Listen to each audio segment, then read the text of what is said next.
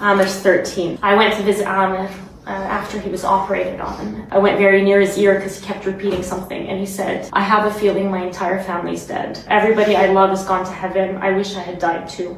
That is not a unique phenomenon. A single wounded child with no surviving family. Entire families have been removed from the civil registry in Gaza. If this isn't mass extermination, I don't know what is. And so we're here today just genuinely to plead with you to do something, not just condemnation.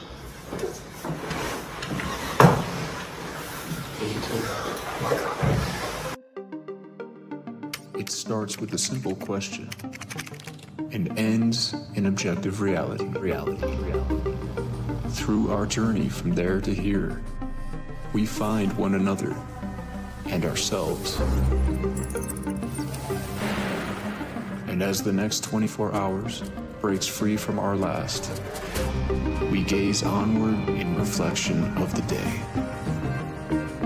Come to your own conclusions. Stay vigilant. Welcome to the Daily Wrap-Up.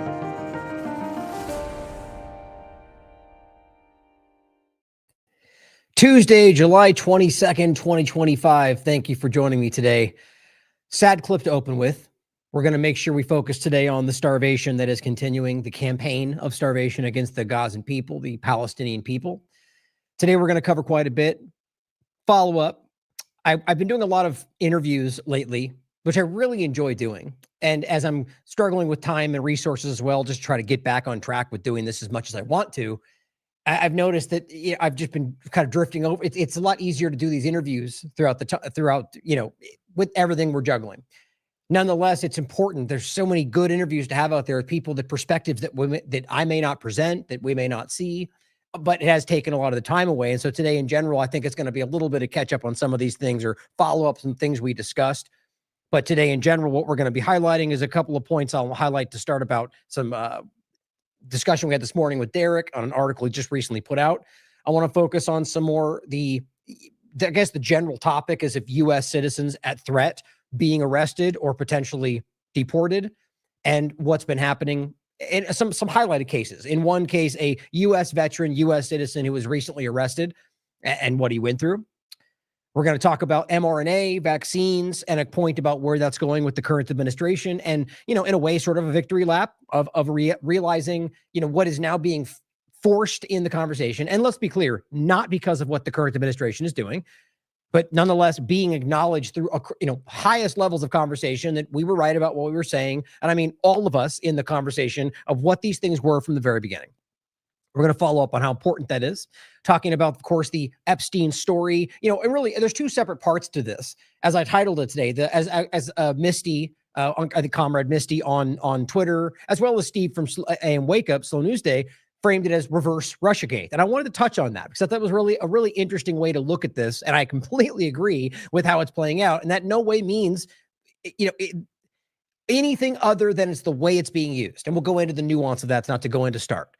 But we're going to talk about that as its own story. But of course, that relates obviously to the Epstein story and how that's going. And its own story, both the follow-up on how crazy this is and where it's going.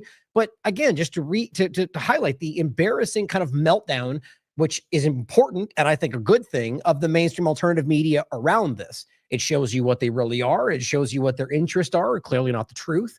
And then the fact that they're willing to adhere to it, even when you know that. I think that's really revealing and important. We'll touch on that, touch on the development around that in the mainstream alternative media and the kind of awareness around this and some of the narratives being thrown to keep you looking anywhere but the obvious, including things that have truth involved. And of course, we'll touch on Thomas Massey's kind of insertion in this, saying he's going to release the phase 2 files, which I got to be honest, I actually felt a little skeptical about, suspicious, but nonetheless going, hey, I hope, as always, I hope he comes out with something that does change the story. And then we're going to finish today on the ongoing genocide, in particular around the starvation aspect. But just as you know, we've been covering this. I mean, if you watch this show well before October 7th, you likely already know most of what we're going to highlight. It's stories of today that show you what I mean is the larger context. You already well understand that this government is willing to starve these people, is willing to kill these people for no reason other than that they're Palestinian. You already know that there's a very clear Zionist element, racist element that drives all of this. You already know that the genocide is ongoing. You already know the tactics they're using. The point is, here are some new elements that show you that it is still happening, that they do still very much believe they can get away with it, and that everyone in the world seems to be aware that it is happening, and yet it still continues to happen. So let's start today with an article that Derek put out today that I just put up this morning that is just really well done. I believe he finished it last night. Mexico moves closer to biometric ID. Will the people comply? Now, remember, Derek, as he highlights right in this article, talked about this. Let's bring it up. I can get the exact date. Is technocracy coming to Mexico? And just kind of showing you the continuity of the work here at TLAV and Conscious Resistance, and Derek and myself included. This is April 1st, 2021. Already seeing where this was going, already keeping tabs on how this was building, not just reacting to the fact that you guys all recognize the technocracies in our face and trying to kind of distract and maybe look like you care about it, but covering it well before, as what I think Sam and Steve, the dangerous versus the safe dangerous, right? That we talk about these things when not mainstream, nor most people, nor the alternative media are even accepting some of these things, and you get attacked for it, and and then it becomes something that starts to kind of break through, and then people try to push it back, and eventually it finds its way, hopefully, into the mainstream, and that's when the mainstream alternative media starts to sort of gravitate around it. The point is long-term investigatory work around what we saw building, never, in some cases, not knowing for sure, right? But saying we worried about this. Here's how we see it fitting together, and sadly, here we are. Now, this is an important update in regard to the not just the U.S. element. I made sure included the tweet that highlights what Whitney said about it, as well as my discussion or my statement around, or I was actually just quoting what Trump said about the biometric wall, land, air, and sea. And so what this has to do with is, one, the fact that this new element of the Mexican side of it from the current president is exactly what we're seeing everywhere else. A forced in sort of like always keeping tabs on every citizen, biometric elements to where you can find anybody, anywhere, anytime under the guise of missing persons. That's one part of it, which should scare you. But then also the argument, or rather the statement of fact, that this is because of what Trump wants in the border, because they're demanding this happen so that they can find immigrants in their country. But of course, you see this applies to much more than just you or even that excuse. They would have made the same argument during COVID, because we got to make sure we know where everybody is to be safe. It's all about an excuse to get this done. And the scary part about this, the reality of it, is that it is coming. It's happening, regardless of what we want. And the biometric wall dynamic is not just about the border, as we've just explained. And I'll just go to that right now. You want a more in-depth conversation? I'll point to the discussion we had today. Derek comes in about hour and a half, hour and 20 minutes. Before that, we had a great conversation with Gordon Dimmick about what he was doing in regard to the Palestinian Action Network. Very important conversation. But Derek, myself, and Steve and Gordon had a conversation about his article. And Derek did a really great job breaking it down. So if you'd like to check it out, also promote Steve's work, check out this conversation, because he really did lay it all down, and we go back and forth. We talk about a lot of it. But make sure you read the article. Very important to know where this is going, and that it seems to just not be slowing down at all. I was also on the Jimmy Dore show yesterday with Misty hosting. That's why I referenced her work there and her statement around reverse Russiagate. This is where we discuss it. Here's the actual post from Jimmy Dore. I will, by the way, be on, I believe, August 18th with Jimmy hosting. And I believe I will have him back on to discuss whatever we discussed at that time. Because remember, I briefly mentioned that I had him on, and it was really strange. It was like every 30 seconds he was being kicked out of StreamYard, and I still have the recording. I should post it for just humor's sake at some point, because we went on for like 15 minutes where like every moment he was being pushed away. Anyway, we will follow up on that. I'll be on his show as well. More coming your way. Shout out to that. And Misty did a great job with their conversation and the larger show. I also want to just include this, that I mentioned it this morning. You go back to August 15th, 2019. We did a show called Google Insider Further Reveals Political Bias. TLAV listed Hong Kong, Kashmir, and Harris goes full, ... Again, showing you that we're not partisan. As always, if you just take a step back and look, we've been calling out everybody from all sides for a long time because the politicians are corrupt. The point, though, is the Google Insider. I forget if this was Zach or not. I forget. There's been more than one. The point was the list they showed included the last American Vagabond, well back then at 2019, before we were even really got the show going the way we do today, just showing you that we've always been listed in the minds of the power structure as a problem. Why? Because we're objective and nonpartisan, and that is the kryptonite of the power structure. I'm telling you guys. But anyway, check it out. I think it's important to recognize how long we've been suppressed in that way and how others who claim to be are really not. But this is an important conversation because it really, it kind of cuts to the quick of the issue for, the average American, right? Not wanting to acknowledge or not even being aware in many cases that right now with what's going on with ICE and now having a budget larger than most militaries in the world, if not all, that they're going after U.S. citizens, or they don't care if they do, and that they're not rounding up gang members. And you could argue some are getting rounded up, but if you look at this, if you continually look at the numbers, whether the first batch that they publicize or the ongoing dynamic, the majority, not a hyperbolic statement, have no criminal record. And I don't want to say the majority are here legally because I haven't been able to flesh that out, but a major number, a majority in the beginning for sure, were here legally, which is just such an important point that I always stress because it seems to fly right by people who don't want to hear it. But they're illegal immigrant. No, they're not. They were here legally and they had no criminal record. My point is this is something that people still seem having. I mean, I know some of them don't want to acknowledge it, but there are some people that don't seem to even know that there are veterans and U.S. citizens and people with green cards and visas with no criminal record who are being swept up, or people who are being denied entry back into the country with a legal green card because they just don't want them to. I mean, I'll go over this today. It's been many cases like this, or somebody who has a visa, has been here legally, has a job, a family, and they go, well, you got a ticket back in 2015, so we're going to revoke your visa. Yes, that's happened more than once. This is, I mean, even if you agree with that, they're not illegal immigrants, so how does that make sense to you? But secondarily, actually most importantly, how is that what you were promised? Going after all the bad guys, the rapists and the murderers? Well, no, they're working with them as they get rid of people that are easy to get rid of. They're letting the MS-13 members go because Bukele has a deal with them. They're letting the people who are actual traffickers make statements about people that they want to go after for political reasons and letting them stay while getting rid of the people who are not the criminals, who are not violating our immigration laws. It's everywhere you look. This case, it just upset me because of how obvious it is and how it seems shockingly political. Shockingly obvious in a political way.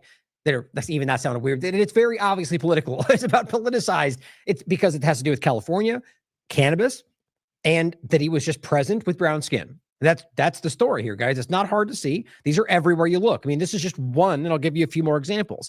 U.S. Army veteran George I think it's, how would you say that? Retes, R-E-T-E-S, says he was unfairly held for 3 days. I mean, think about this. 3 days. He's an American citizen and a veteran who was there on security, working security for a legal, L-E-G-A-L, a legal marijuana farm in the United States. So he's working there. They raid the farm. I mean, at what point did they stop having to identify themselves, present warrants, and ask you questions? This guy is a U.S. citizen and a veteran. They didn't even give him, and I'll just read what it says. He was unfairly held for 3 days in an immigration raid in California, even though he's a U.S. citizen and a military member. He, 25 years old, who works, former military member, he's retired, who works as a security guard at a cannabis farm, legal, and that ICE agents surrounded his car. He says they shouted confusing orders, which is what we keep hearing, by the way. Come in, get out, stand up. They didn't know what to do, and they broke his window. His driver's side window, yanked him out of the car. We keep seeing this. Of course, everyone goes, oh, it's because they're bad guys. They're illegal immigrants. Okay, what's your answer now? Okay, then they arrested him for 3 days. At what point should they, why couldn't they go, do you have identification? Are you here legally? The point is, guys, you must acknowledge they don't care. It is about maximum bodies, without the concern that they don't even ultimately have the legal reality, legal standing to do what they're doing. They're told at some level they will not be held accountable. Pulled him out of the car. Okay. He claims he was hit with tear gas and pepper spray as a U.S. citizen and veteran during his arrest and was not allowed, that's important, to show his ID or explain that he was a citizen. They wouldn't listen to him. He was taken to a federal facility in L.A. where he says he was put on suicide watch without being told why. Now, clearly, he's not suicidal. He was not even he's not a legal immigrant. The argument, if you flush this out and watch the interviews, because he was pushing back.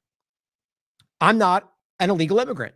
I'm an American citizen. Oh, yeah? Well, we're going to punish you for not just complying. Now, I should have included that tweet. I put it out. I'm not going to grab it now, but somebody was circulating a video. I think it was Sal the Agorist, about a person who was in his car filming, completely nonviolent, within his rights, completely within his rights, saying, what am I being pulled over for? I'm not going to get it. I don't have any right, blah, blah, blah. And they bash in his window. They grab him out of the car, and on video, literally beat, his hands are like this. He's not even, and they're beating him up, punching him in the face, grab him on the ground. You should have just done what you're told. And of course, somebody underneath goes, he should have just complied and dealt with it later. And my point was, this is the problem with a lot of Americans, is that you actually believe or have been convinced that you can comply your way out of tyranny. It's not possible. And in fact, that's what they want from you. And the problem is that people like that will always insult you for simply standing up for your rights within your rights. Now, I say it like that for a reason, right? Because you can stand up for your rights in a violent way or an illegal way. Standing up for your rights within your rights and still being told to just comply with tyranny. So the point is, back to this point here, it applies to a lot of it. But the idea overall, there was a connected point there that I just dropped somehow. But the point of simply the idea that you don't just, if there's a legal reality for why they were supposed to do this the proper way, because that's when you find out whether this person might have been a citizen or find out whether they might not be illegal alien at all, understand the reality. So he was taken to a federal facility where he says he was put on suicide watch. And I think that is, again, the same reason they beat this guy up for simply acknowledging his rights, because it was inconvenient for them, because he dared to push back against their authority. And the point being is that somebody probably told them that they're not going to be held accountable, which is obviously not the reality if this flushes further out. But it says they did not let me shower. They didn't let me have a phone call. You can understand, guys, this is an American citizen. I'm really pointing that out over and over for a reason, because people just don't want to think about what that means, that you could be there. You could be the one. And in the very beginning, you might have been sent to El Salvador had this not fleshed out the way that it has. And Trump has 6 times floated the idea of taking U.S. citizens out, deporting them, removing citizenship. And twice in those, he's made it clear he meant born here as well as naturalized. I don't know why that's not alarming for more people. They wouldn't let him call anybody. That's a crime. Wouldn't let him shower. That's a crime. Wouldn't let him ID himself. That's a crime. They didn't let him speak to his attorney. That's a crime. Didn't identify, no warrant. Come on, guys. This is Gestapo here. They never told me what I was arrested for. Every single one of these things are crimes. And that's whether or not he's a veteran or a U.S. citizen. So in the entire time I was there, I was covered in tear gas and pepper spray. So think back. So they spray him, they beat him up, they grab him, they rough him up, rather than take him there. And he sits with pepper spray for 3 days because he dared to try to push back non-violently. Now, he missed his daughter's birthday on top of that. When he was released, of course, 3 days later, officers told him he faced no charges and sent him away without even helping to get him home. If you can't acknowledge how absolutely shockingly broken this is, how alarming this is, then you don't care about the Constitution, you don't care about this country. So that's why I argue that most conservatives right now, when finally confronting this or the Epstein lie or Israel, are spinning out. And rightly so, and for good reason. And I think it's a positive thing that they're finally starting to see through this. But my God, how do we not call this out? Judge rules Trump administration broke law and take down a public funding tracker. I should have put this at the end, by the way. But the point is, in endless amounts of examples. We discussed this on Fine Points for the BitChute podcast. Here is a Washington Post article. Trump officials accused of defying 1 in 3 judges who ruled against him. Now you read this, it's something like 70-something% of every single thing they've been doing. I forget where the number is in here. Don't quote me on the exact percentage. The point though, that's the wrong one. That was different. Well, this is one statement. Anyway, I'll read this. It says, the Post found the administration is accused of defying, and this is by the judges, by the way, of frustrating court oversight in 57 of the cases out of 165, 35%. What they're saying is 1 in 3 of all the judges, including conservative judges, have said that they are lying, presenting false evidence, manipulating the court. Read it for yourself. And this is not the Post. This is, they did their own investigation. These are conservative judges and liberal judges telling you that we caught them in a lie. This stuff just doesn't flesh out as much. It's not as flashy and exciting to talk about what the court document said, but it's right in front of us, just like all of this is. This is the same kind of conversation. Judge rules Trump administration broke law when they took down a public funding tracker. Now, how do you make sense of this? It was simply a website designed to track the where their funding was going. You know, the funding they take from you, your tax dollars, and they tried to stop you from seeing that. Is that what an honest government does? Are you going to spin it as some kind of, well, the Democrats will manipulate it? Well, they'll manipulate everything, just like you do. The facts are still the facts, and we have a right to see how that's being spent. But you know why it's happening. If you're honest with yourself, it's all spinning out right now. They're not being honest. They're not acting in your interest. Now, we already saw many different people, after all the screaming about how we can't just take people back from El Salvador, that'd be trafficking, wouldn't it? All these lies they spun. And of course, Garcia comes back. Then we have now a major development. Hernandez, the barber he came back and just told us that he was beat up, which we already told you because the reports were coming out before. But he was abused and beat up, and he's innocent. Now he's being released. Now, the only way to make sense of that is to recognize and be honest about the fact that they rounded up people who were not criminals. This guy's a barber who had I think he's the one that had the autistic awareness tattoo. That's what they claimed made him an MS-13 member. Guess what? He's not. Or Tren de Aragua. He's not. And now he's free because they lied to you. And that's most of these cases. And they're just finally getting people that are getting momentum through this because their narrative's breaking down. There was also this guy, Arturo Suarez, the musician imprisoned by the Trump administration without due process, like all the rest of them. And now this is showing you why due process, you shouldn't need to be convinced of that, why it's so important. Even if you think every other one of them were criminals, this is why they violated the reality. They're unconstitutional because no due process was given. So for all you know, they're lying about all the rest of them too. You don't know that for sure. So don't claim you do, because every day we're finding more examples that these people were lied about. He told his brother that while he was in prison, they were beaten daily by the guard. This is a different guy. This is an unaccountable, despotic, concentration camp. It's what it is. They got barely any daylight. They barely even let outside. They do hard labor. No one gets to speak to their lawyers. It is, I should say very few, but because of what's going on, that's starting to break down. It's wild, guys. Now here, the men that the Trump administration sent to El Salvador mega prison were freed in prisoner swap. These were Americans that were freed from Venezuela. Now, I think I will make a point to go back and dig into that. I forget where they came from, but let's remember a lot of times these are people that are working within the intelligence apparatus that they frame as innocent Americans that got caught up in X, Y, and Z. Either way, the point is not about that, which I'm glad, they're free. Good. They should, anybody being in prison, I guess, well, it's hard to say knowing what their crimes might be, but, generally a good thing that they got released and people are back, assuming that they're innocent people. The point is that they released from, they exchanged for people that they wanted. So they got people that Venezuela were holding, right? And so the question is that who were they, right? El Salvador released 200 Venezuelans held in a notorious prison in exchange for Venezuela freeing 10 Americans. Oh, I'm sorry. Well, there's two stories in this. This one was the point about them basically freeing people in an exchange. And so right there, that shows you then what was the point of these people being sent there. Like, because remember, Venezuela in the very beginning, they claimed they wouldn't take them. They lied about that.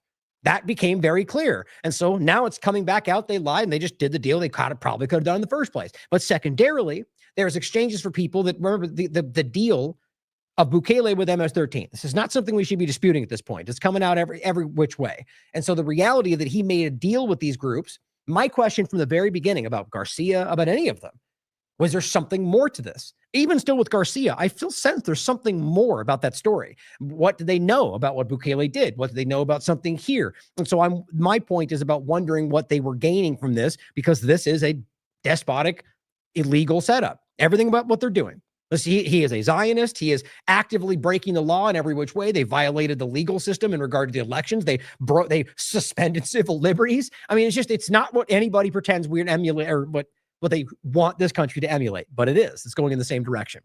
Here. Oh, wait. That was in the wrong spot. Let me come back to that. 80-year-old asylum recipient and torture survivor secretly deported after trying to replace his green card. Now, this is a different one, but I've had like 6 or 7 stories that there's a lot that we could have gotten to today, but I have limited time today I'm going to be on an interview in about an hour and a half, 2 hours. So more we'll get to in the future, but the point is that you keep seeing these examples, people that are not the big bad criminals they claim they're going after, but just names they can add to a list. 82-year-old legal U.S. resident and torture survivor was deported to Guatemala after visiting an immigration office in Philadelphia to simply replace a green card that he lost. So there's no reason to deport this person, according to his family and local media reports. The man, Luis Leon, had been granted asylum in the United States after surviving torture under the Pinochet regime, the regime the U.S. government backed. So that means then the support of the torture. A longtime resident of Pennsylvania disappeared after his June 20th appointment, during which immigration and ICE officers handcuffed him without explanation. His wife told Morning Call he was allegedly held in a building for 10 hours before released, and his family was unable to find out that his whereabouts for weeks. Why? He has rights, guys, like anybody, including illegal aliens do in this country, and they didn't even notify his family. This is so shockingly unaccountable. Anyway, we could go on for... this is just one of 100 stories every day that I'm seeing. It's everywhere you look. So, here, in regard to mRNA, vaccines, and the same frustration, right? The idea that we can be so blatantly lied to right to our faces about things that are so foundational to, everything. Health is like a pillar of everything in our lives. And we still just can't get past where we are. And so here, remember that at the very beginning of this conversation, from the moment the COVID-19 scenario was playing out, many of us were very skeptical because that's the right thing to do. You should be skeptical when government starts speaking. That's just intelligence. And then we started to find more facts to back up the narratives that were being lied about, the risks of what they were doing, the research that they put out that proved they were lying about X, Y, and Z, the data that came out that proved that they were hurting people more than they were helping. It just never stopped. It just kept going. And so we got suppressed. We got censored. We got booted off Patreon, everywhere else. And the point is we were right. And that as we being anybody who was on that side. And so now today, it's just interesting to highlight the fact that this is acknowledged by damn near everybody. And even so, they're still rolling forward with the agenda. Even I'll get to in a second, the claim, which it seems to be somewhat accurate or valid, of RFK being on a vacation when they rolled out this Moderna shot. That in no way challenges, what about Stargate? What about the self-amplifying shot you guys approved? What about the mRNA platform you already rolled out? What about, every single other point. Endorsement of MMR shots. That doesn't make sense. It just seems like a caveat that they're using to make it sound like that. We'll come back to it. This is Dr. Pat Soon Xiong saying we should acknowledge the need to address this. This is Camus saying Dr. Robert Sullivan, MD, a board-certified anesthesiologist, stood before the U.S. Senate with devastating admission, I am vaccine injured. This was put out July 19, 2025. His testimony shatters the myth that COVID vaccine injuries are rare or mild, which we know all of this, though.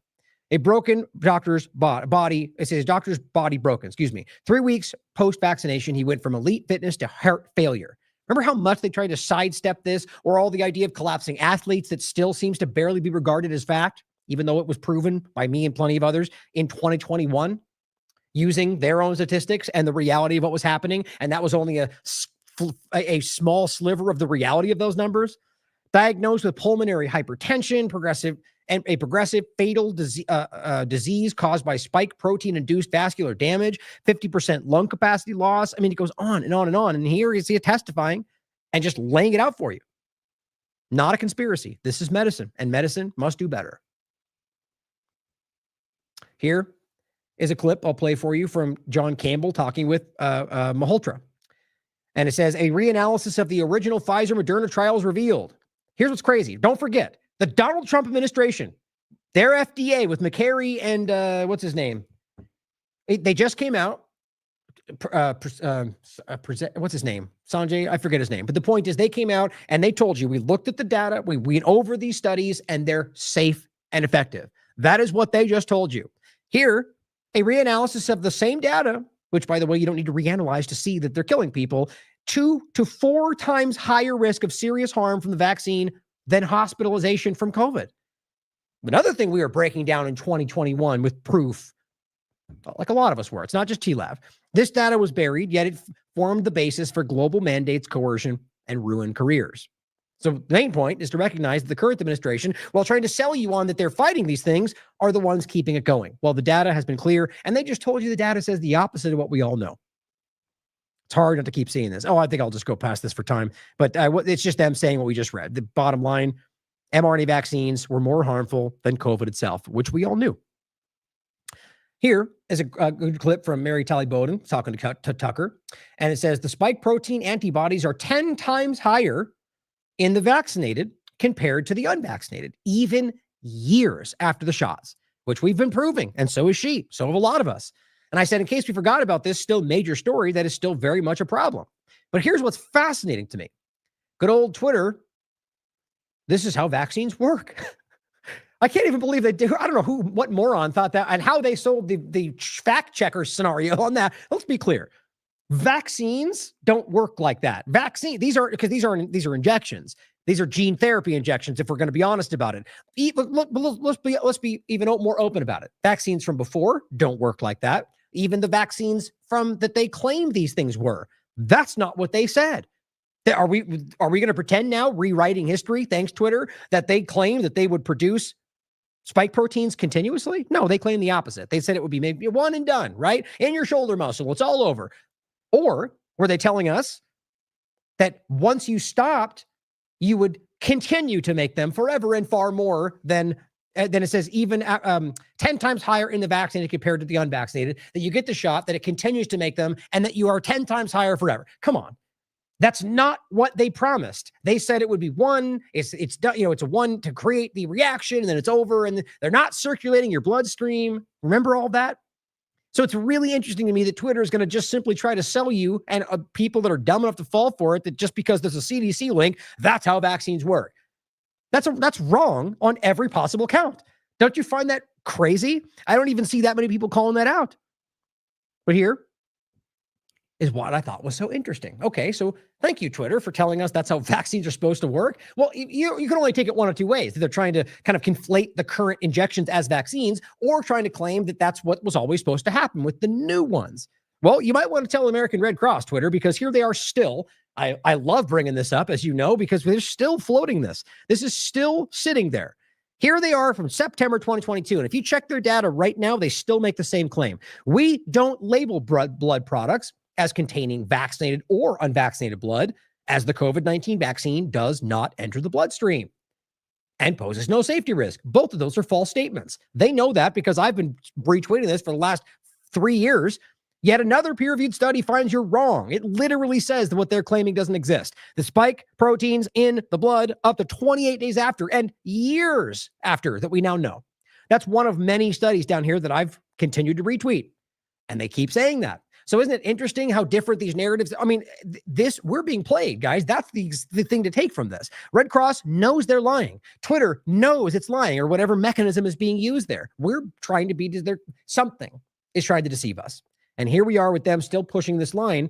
Well, apparently over here, it's okay that they're circulating forever, but this is why they're going to allow that blood to be used on people that aren't sick, or rather just aren't, average people who are going to take this blood and then get spike proteins in their body, because that's what the science shows. Wild. Now here is Gabbard. They're all doing their little sideshow tap dances to be like, don't look over at the Epstein story, what I think a lot of this is.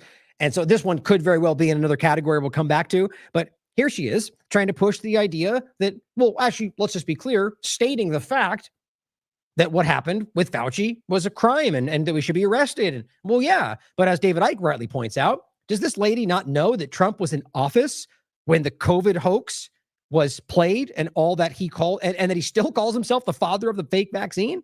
Everything she says here, which I'll play for you, applies to Donald Trump and the lying and corrupt regime that she represents. He says, yes, I know the Democrats are the same. It's a one-party state, which is what she conveniently fails to mention. Well, even if you want to leave that last part out, even if you disagree with that, you can't say what she's about to say without acknowledging the idea that all of this happened under Trump's administration. He's responsible for all of it. And then gave Fauci a medal after this is supposed to be the most obvious thing in the world, and still says that the vaccine saved lives and he's the father of the vaccine. I mean, really take a step back and try to make sense of this. They're drowning in their own lies right now. Guys who watch me know that I use the word Democrat elite a lot. People ask me, who are these Democrat elite that you speak of?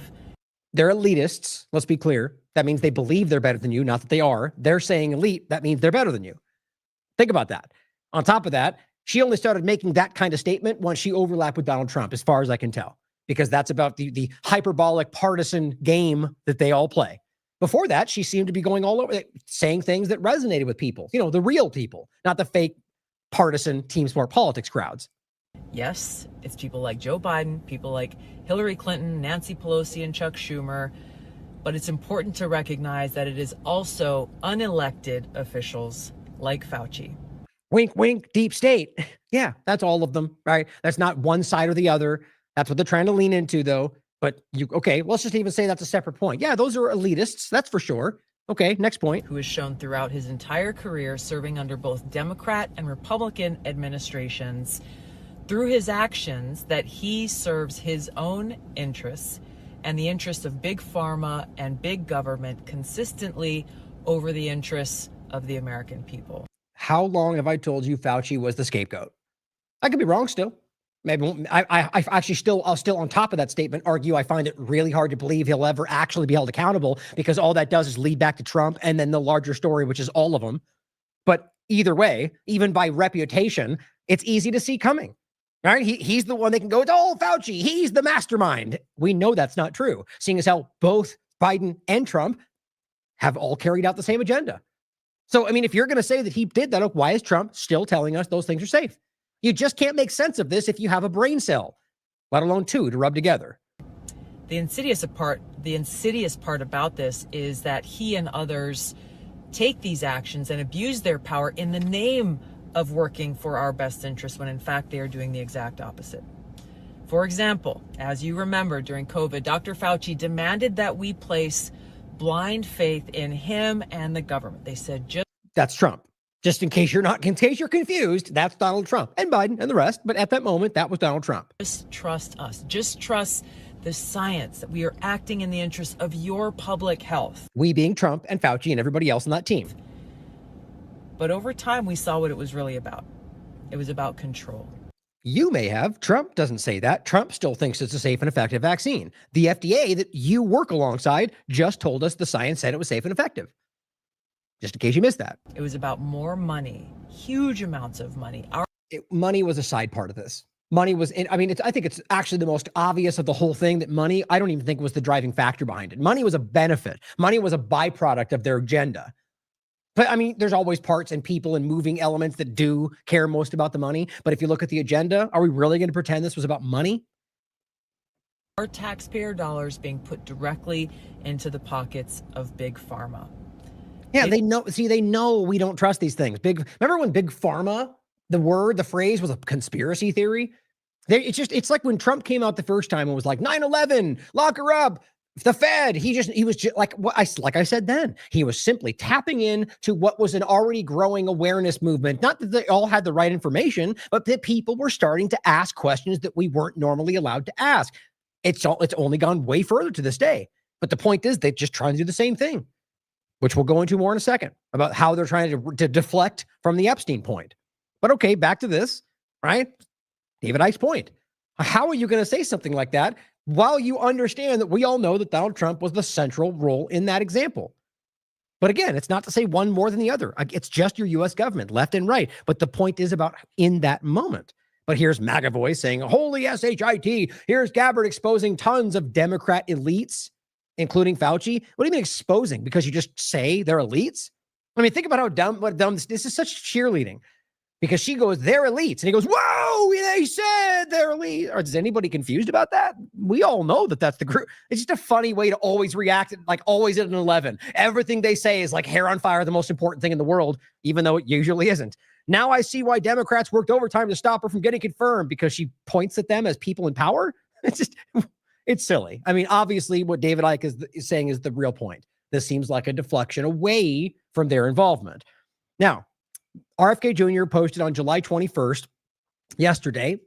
Here's leading report, which I'm not a fan of. Breaking: HHS Secretary RFK fires 2 officials following the approval of the Moderna shot. Now, to be clear, in no way has made any movement to stop that approval, to pull back that dangerous shot that they'll tell you in some conversations is super bad and it's going to kill your family. But we're going to fire them and then let that shot keep being given to children because they were liars. Okay, that makes sense. RFK Jr. says these two high-ranking officials were fired for acting on their own and subsequently greenlit without anyone or Dr. Bhattacharya's approval. The Moderna mRNA vaccine for infants and children. Okay, well, maybe because you guys have been screaming the virtues of these things for the last 6 months that maybe they thought that was okay. You started an mRNA Stargate platform, the AI-driven drugs, a self-amplifying shot, Moderna, or rather the original Moderna for bird flu, not the second one they did like this for children, or the platform, or the MMR shot you leaned into, or like the other 17 examples you could that Mary Dr. Bowden pointed to, where these are in the works. I mean, it just doesn't make any sense to say this is a bad thing when you're working on 17 others in the same direction. So this seems like a ploy. This seems like a, what would you call it? A trap, a red herring. I mean, it's something to get you to think, oh, okay, good. He is fighting them and it wasn't his fault, which is what you're getting from the mainstream alternative media. But again, if you even take this face value, maybe this all could be a lie. It does. How do you think this is the example when you're allowing all the others? But that's the story. He fired them, and then we're going to let the shot keep being given. Make sense of it for me. Now, Sasha Latipova, not buying it. She says, you are 100%, we'll say stupid, if you buy this little amateur theater play. Oh gosh, bad scheming servants went behind the back of the good master. Here's End Tribalism and Politics saying, Dr. Malone has just revealed HHS officials went behind RFK's back on a major decision. While RFK was on vacation, the FDA approved new Moderna COVID shot. You know, the same FDA that just told you all the science says are safe and effective. Doesn't add up, right? He received no briefing and gave no sign off, and that now is still being used. I agree. I think this is silly. Now, Tammy Bruce came out and said today, the United States announced our decision to withdraw from UNESCO. Like many UN organizations, UNESCO strayed from its founding mission. Going forward, U.S. participation in international organizations must make America safer, stronger, and more prosperous. You know, aside from the other 75,000 examples of that not being the case with everything to do with Israel and all the foreign wars and all the actions here but let's just pretend that's the honest statement. Tammy Bruce is just like all the rest. I think she's way outside of her depth. The point is UNESCO, UN, right? Are we confused about who's pressuring the United States to do that? Obviously, the group screaming that the UN is Hamas probably plays a factor on that. The point I want to include it for in this conversation is let's not forget what UNESCO has, or one of the main things. This is from the 2005 from UNESCO, the Universal Declaration of Bioethics and Human Rights. That's just one example. Now, I'm not saying that UNESCO is good in every possible way or good in general or that any UN thing is. Question everything, always. The point, though, is that when they pull out of these things, they already don't care about this, but they have far less reason or obligation to care about things like this. Just in case you forgot, we read this a lot during COVID-19. And this was the Universal Declaration of which they were a part at 2005 on bioethics and human rights. And the points I thought were most important were things like human dignity and human rights. Human dignity, human rights, and fundamental freedoms are to be fully respected. They write the interests and welfare of the individual. You should have priority over the sole interest of science or society. That's so you can't say it'd be a violation of this pact to say, we need to do it for the benefit of, science and the progression of our agenda, or that we need to do it to protect your grandma. You all have to do it because that's going to hurt everybody else. The point is, those don't apply from an international sense. Secondarily, consent.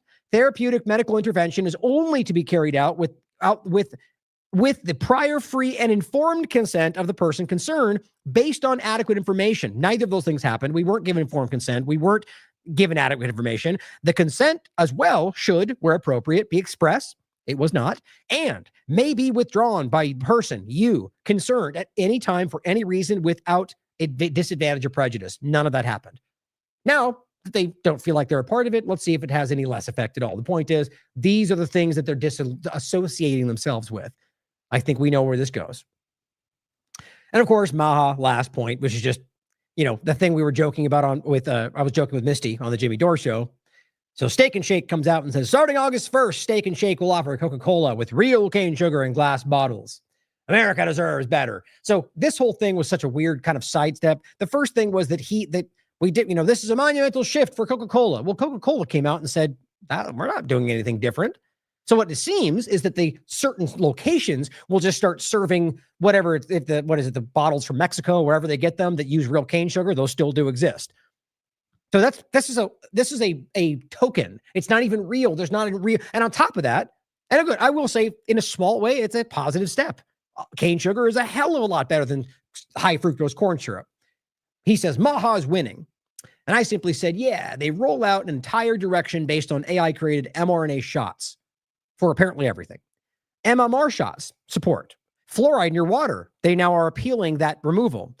CRISPR fake meat with pig meat and everything else. And I mean, on and on and on. But here is some slightly less bad for you Coca-Cola with your fast food. Hashtag winning. I mean, come on, guys, we can't be this silly. Obviously, that's a small positive step, but in the context of all of what's going on, right, Coca-Cola is not just bad for you because of high fructose corn syrup. It's bad for you because of damn near everything else in it as well. And so Coca-Cola, you should be running from. Diet Coke, Coca-Cola with cane sugar is not good for you, let alone with fast food. It's just it's a ploy. But I still will say good. I'm glad that happened. But the idea is that is a manipulation when you look at what's really going on. Now, in regard to the Epstein point, Dr. Simon Godek, let's not forget to kind of set the tone that this is something that they're still claiming was a hoax. Like coming out to the point to where now they're going, Trump is saying that it's Obama personally was the one behind the Epstein hoax. That's what they're going with now. Despite the fact that it seems the hard line has been drawn, which I pretty clearly from my perspective is most conservatives are like, that's ridiculous. That it's just a hoax, that it's a hoax in general, first of all. And then the team sport influencer politics side who are just going to go, whatever they said, team sport, woohoo, Trump's right, we're going to win. That's the people that they're pointing to from the outside as the MAGA movement. And I don't think that's even the case right now. So Dr. Simon Godek says, good morning to everybody but Donald Trump. If the Epstein files were a hoax, they wouldn't have been on Bondi's table. And Ghislaine Maxwell wouldn't be in prison. Just to make the obvious point yet again. If she's in prison for trafficking and that's a hoax, you want to make that make sense for me, Trump? Now, of course, I think their own stupidity, their own lack of awareness opened that door now for Ghislaine Maxwell and her lawyers to argue, well, okay, if it's a hoax, then why am I in prison? And that's really happening right now. That started an appeal. The DOJ tried to push it back. Now it seems like they're talking behind the scenes. I think we know where that goes. How much you want to bet she gets out? Nothing happens. But here he is on I think it's the 20th, saying, my poll numbers with the Republican Party and MAGA gone up significantly.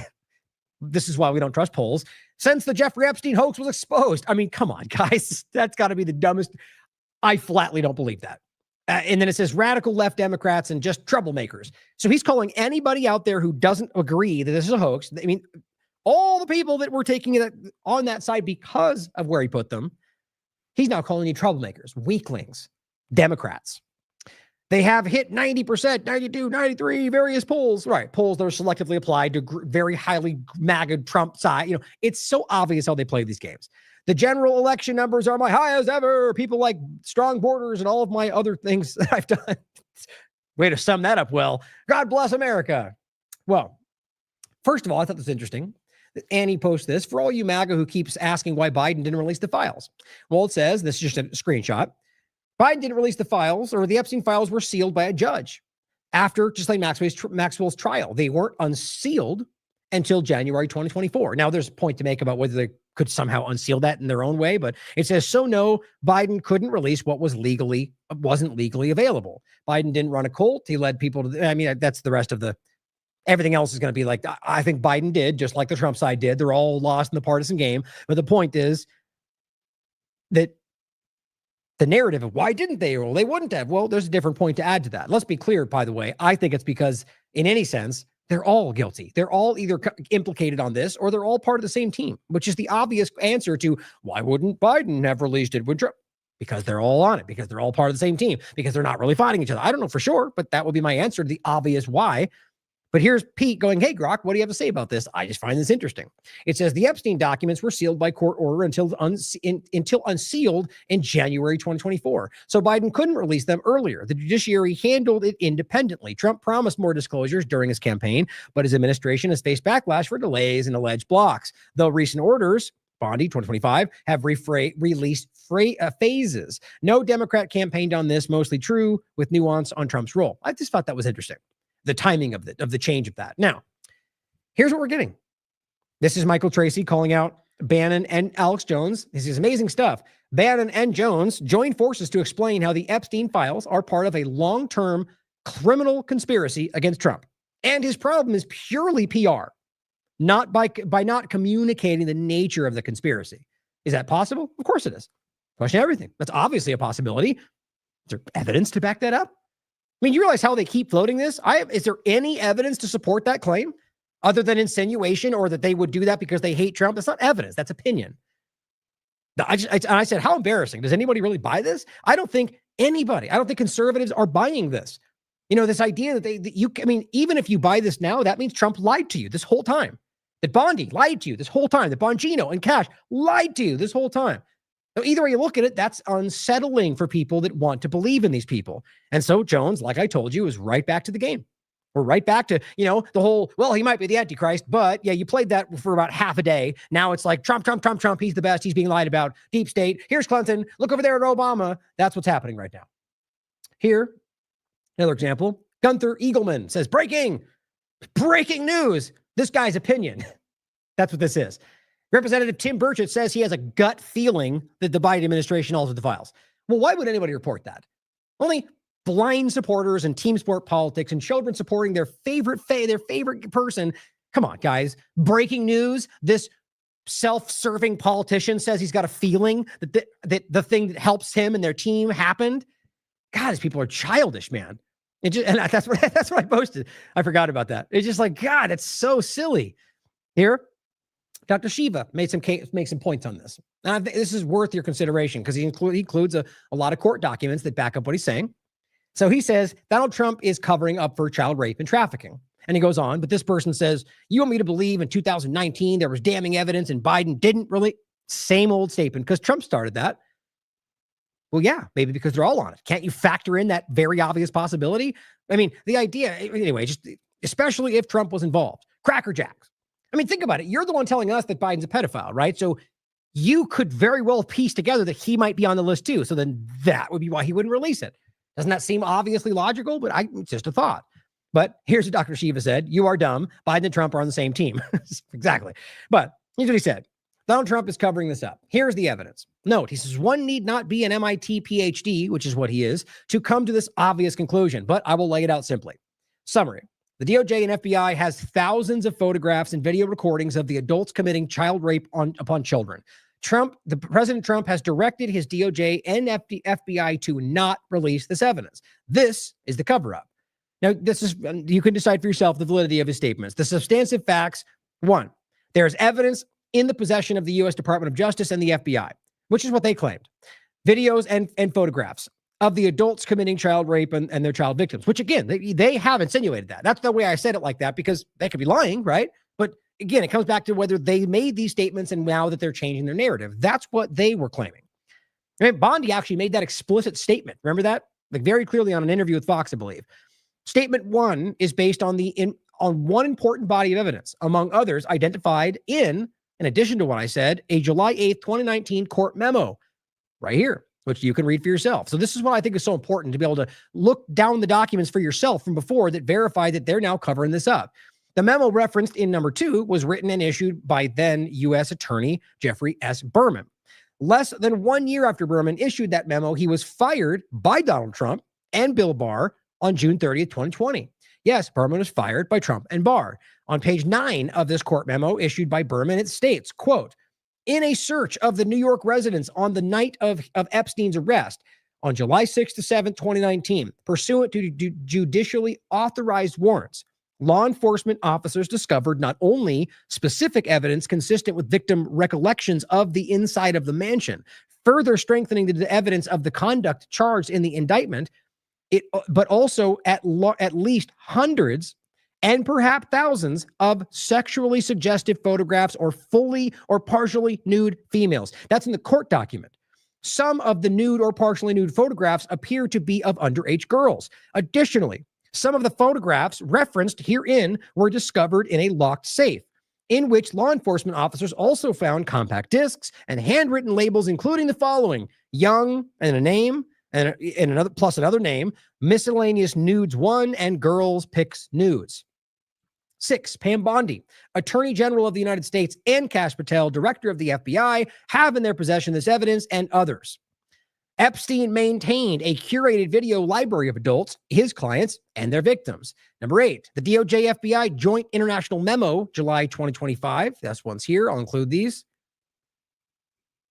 Clearly states existence of 300 gigabytes of data, including images and videos of victims, some minors, and tens of thousands of downloaded videos and images of illegal child sex abuse material, surveillance footage from the Metropolitan Correctional Center during the time of Epstein's death. 9, the FBI's official vault that has a collection of released documents related to Jeffrey Epstein, including search warrants, photographs, video logs, and investigative files. It confirms the Bureau had retained custody of recorded evidence. Number 10, court stipulation confirms the possession and review of extensive digital evidence seized by the FBI federal agents, including videos and images involving minors. And these are all just court documents, not the actual things they're referencing. Conclusion, President Trump and Trump's DOJ and FBI already have in their possession the evidence, photos and videos to prosecute the adults who perpetrated child rape and trafficking. Trump is doing everything to distract the public from his participating in this cover-up. Now, you see, he's only talking about the cover-up. Not that you can definitively argue he's in it, but I think he does make that same point in other arguments. But how do you you can read the documents for yourself, and I recommend that you do. I mean, at this point, again, the evidence is obviously important, but even if you want to stand back from that and just recognize that Bondi herself stated these things were there, not the on my desk statement, but the statement of all the different videos they were looking at. How do we come back from that? How do they move beyond that and claim it's a hoax now? I mean, you just can't get past that. And I will include these documents for you. I think it's important that you read these to understand how very obvious this stuff is. It's like with the Garcia point. If you actually just read the documents themselves, as opposed to how mainstream alternative media framed them for you, you would already know they were lying. Now, here's an additional point that I'm going to tell you right out of the gate is clearly Trump on Howard Stern playing into the Howard Stern setting, right? But it doesn't really, it's sort of like the one we just played with Matt Miller on the bus, where clearly he's, they're laughing, he's trying to play into it, but she still said these things and they still were on his mind. And I think with everything else we've seen, like this, if this was the only thing we had, I wouldn't mean anything to me. It's what he said on there, other than that he said it and it's kind of gross, but it's with everything else, I do think it's relevant. Here's what Trump had to say on Howard Stern. Best thing about being Donald Trump right now? Well, other than the fact I'm married, okay? Right. And I'm very happily married. I have a great wife. But if I weren't married, I'd be able to get all of the girls I want, except for possibly Robin. Do you think you could now be banging 24-year-olds? Oh, absolutely. I have no trouble. Would you do it? I have no problem. Yeah, do you have an age limit, or would you? No, I have no age. I mean, I have an age. I don't want to be the like upper bracket, Congressman Foley with 12-year-olds. Can I make a prediction for you? Yes. I say you have one more marriage in you. Yeah. Well, that's nice. I'm sure Melania will love to hear that. No. And of course, let's not forget where he met Melania. It's just there's so many different overlaps. I mean, I agree. Most people are who want to support him will dismiss that as a joke. But it's the same as we've heard before. I mean, there's a lot of different points that make it make more sense. Now, of course, James Lee posted this. We just had a great interview with James Lee, by the way, that I recommend. Maybe I don't think I actually included that. I feel like we haven't. Here, let me grab that one for you. I'll include that in the show notes. I think this is the older one.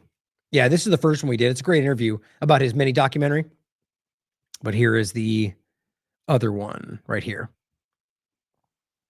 I'll include both for you down below. This one was called James Lee Interview, Has the Epstein Story Broken the Partisan Mold? It's a great discussion, and it's very clear that we both see this shifting around. So here he said, what convenient timing. Now, I'll play just the opening of this, just in case you didn't see this. It is really jarring to see. This is when it's really start to set in for people that he was going to shift the narrative.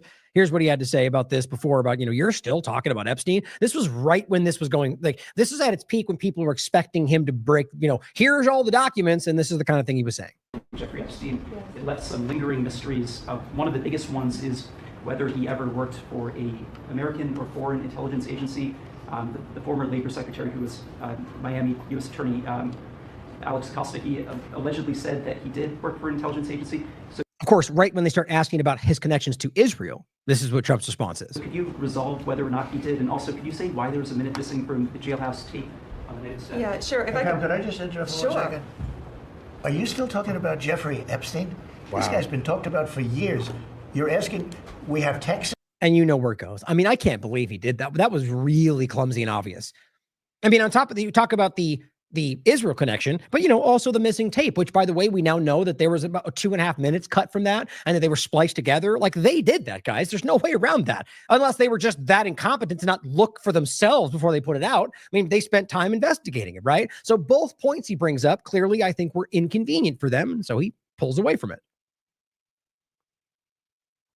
So James Lee hires that, or highlights that statement, and then points this out. This is what he said, interesting timing about. Just in, the House has canceled Thursday votes and will enter recess until September. Oh, good. We'll just wait until that. You know, it's just how stupid this has become, right? Oh, this is a person saying maybe they're misinformed. Anyway, the bottom line is that the congressional action on this, I find hard to believe is actually going to go anywhere, or the Trump administration action around it. I just don't, I think because they're all potentially implicated or threatened, or however you want to look at it. So I doubt we're going to see any movement in that direction. And here's a good point that Orwell pointed out, or just this is the meme that first she tagged and says, imagine watching videos of powerful old men, as they frame it, raping 11-year-old girls and thinking up, I'm going to help cover this up. Here's what Bondi said today. The Department of Justice does not shy away from uncomfortable truths, obviously incorrect, nor from the responsibility to pursue justice wherever the facts may lead. Also laughable. The joint statement by the DOJ and FBI of January 6th remains as accurate today as it was when it was written. Namely, that in the recent thorough review of the files maintained by the FBI in the Epstein case, no evidence was uncovered that could predicate an investigation against uncharged third parties. Okay, you keep digging your eyes on how do you get away from charging Maxwell with, or can you charge her with trafficking? If you're telling us there is no other third party, there's no one that was trafficked to. There's just no way that lines up, guys. It says President Trump has told us to release all credible evidence. If Ghislaine Maxwell has information about anyone who's committed crimes, so how is she in jail right now? I mean, you have to understand, this is why her lawyers are making movement right now. And she says if they have any more information about other victims, the FBI and DOJ will hear what she has to say. See, that means they're going to talk about this behind the scenes and make a deal amongst themselves, which I doubt you'll ever get to see. Therefore, at the direction of Attorney General Bondi, I have communicated.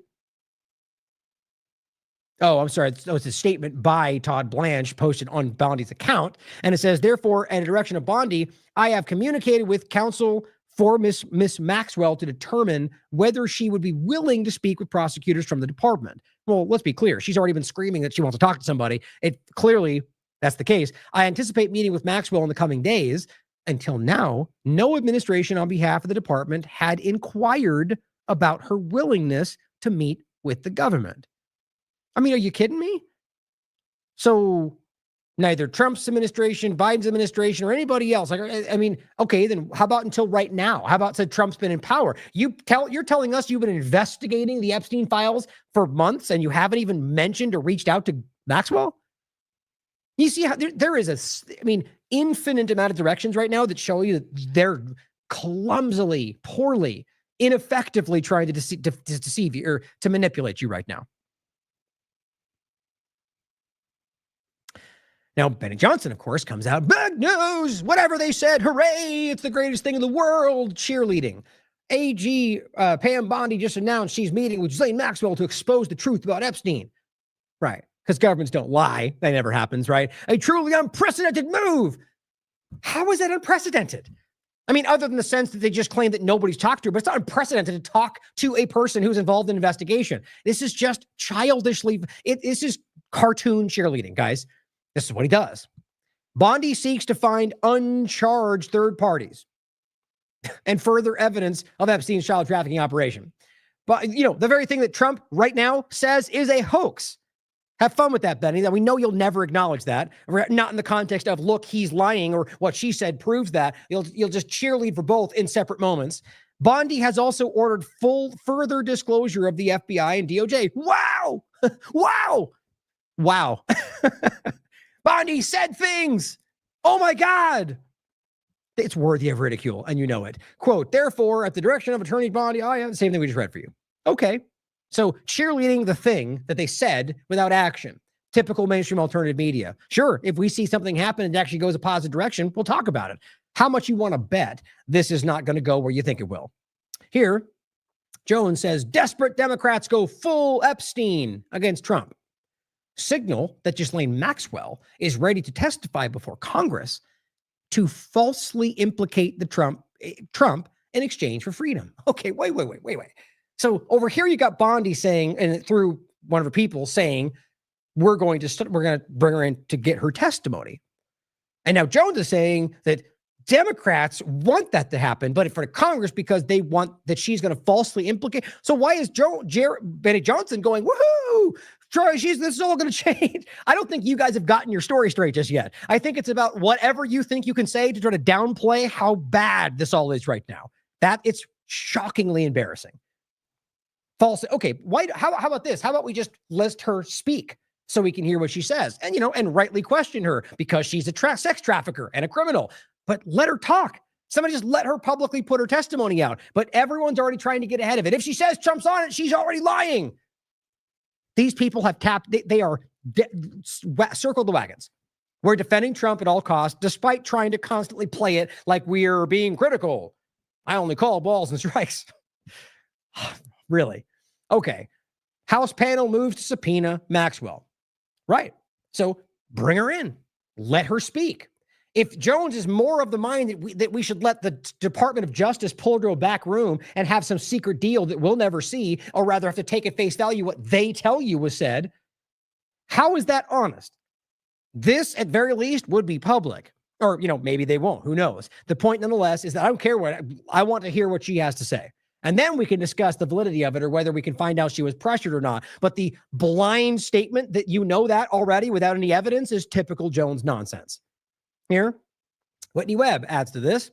Benny Johnson's post about, wow, everything's changing.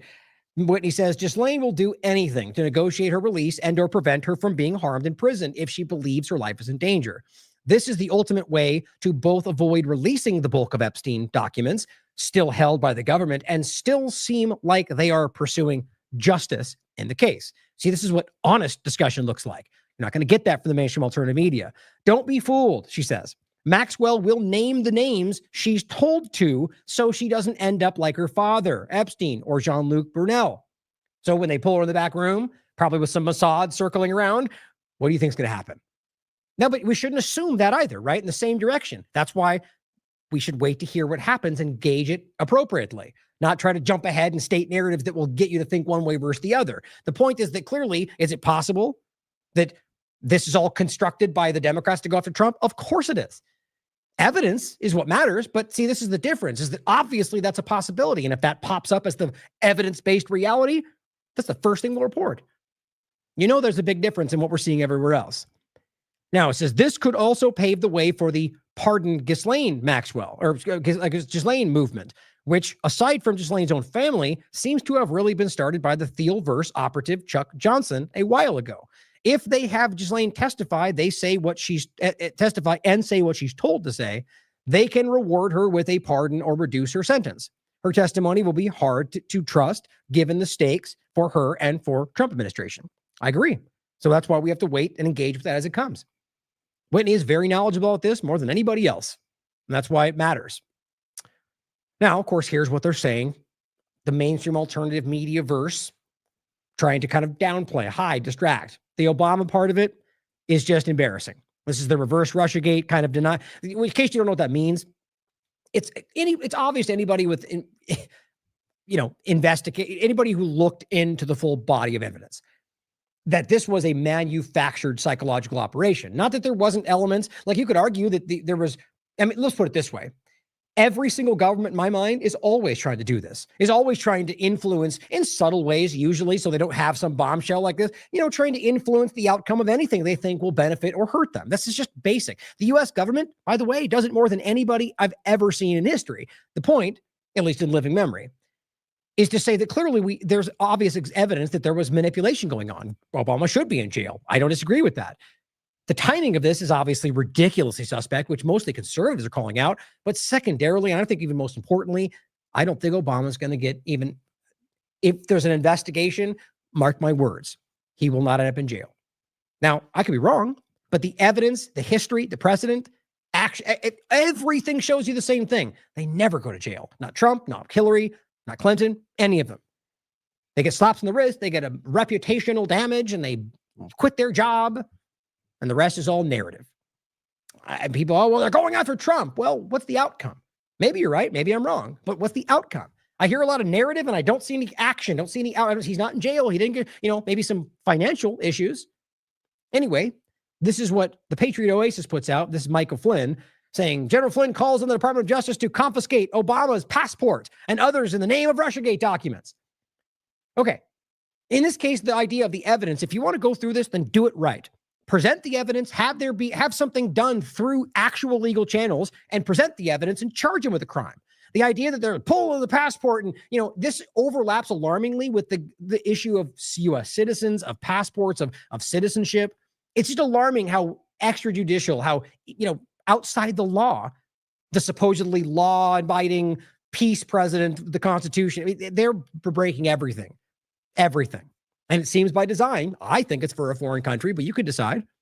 Overall, David Icke says Obama, Clinton, and company are appalling. But this whole Gabbard disclosure is designed to divert attention from Trump and Epstein. The Trump sycophant who is so dependent on him, is reading his script. You can decide for yourself. I just think it's interesting. It says if I were the Department of Justice or the White House, I would demand they remove passports from these people. Well, you know what you should be demanding is if you're going to do that, then there better be a legal reason for doing so. See, because this over-the-top idea, well, do it now. That's Trump saying, do it now, due process later. That's what that is. That is a slow, incremental removal of what you believe foundationally in this country, the Constitution. He knows that. Mike Flynn's not stupid. That's alarming.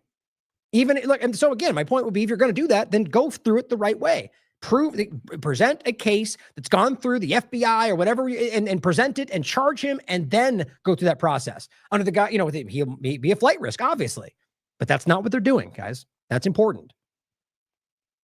Now, Benny Johnson says, don't miss this, the single most important moment of transparency in U.S. history. He's really taken a page from the hyperbolic everything Trump point, right? Are we really going to pretend that this is the single most important moment of transparency in U.S. government history? No, yes, I'll argue that it is an interesting shift for them to kind of tell on each other. The point, though, is that everybody everywhere knew this already. I'm being hyperbolic with that statement. Clearly, there's some people that disregarded it, but it was really widely accepted. Aaron Mate is very well known, and he completely tore this thing down and still does. I don't think anybody's confused about this, not really. And so this is just them going, whatever they said is the best thing ever of all time, forever, no matter what. Hyperbolic, everything, Trump's the best. That's what they do every single day. The director of national intelligence, Tulsi Gabbard, just declassified proof of treason by Obama. No, it's the same thing. This is the same story. And as I made clear, there is a very clear crime that could be enforced here. But how much you want to bet it doesn't happen? And if it does, in some weird side way, if somebody else is not Obama, I'm willing to bet you that it won't be going through the right channels. It won't be done properly. Now, Spiro makes the obvious point. We have seen this one before. Nothing happened. Remember this? Just like the Epstein files. Lock her up became, she's good people. Move it on. Don't talk about her. She's okay. They're good. Now it's about Obama. Let's find out what happens, huh? Well, as I said before, what did I tell you? Right back to it. This was on the 20th. I do not apologize for getting Trump elected 3 times. 3 times. Alex Jones. Regardless of what comes out about Trump and the Epstein case, many members of his administration are doing a great job rescuing trafficking. I just think that's embarrassing. How in the world you're telling me they're not doing a great job? That has started to actually set in with people. They spent more than ever. They're building the government. They're building out. Everything they're doing is the opposite. The government's gotten larger. They're spending more. They're still funding the genocide. The Ukraine war, despite your lie about it, is still continuing.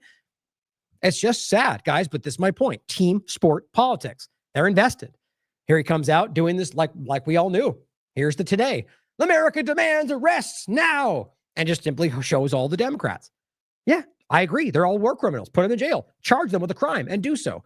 That's not what he's really doing here. This is about trying to distract you from what else is happening. Again, I argue that's not actually going to happen. He does this, same thing, all day long, different ways. That's propaganda. You don't need to repeat yourself in the same way 13 times a day. That's about propaganda. Arrest them all for treason now.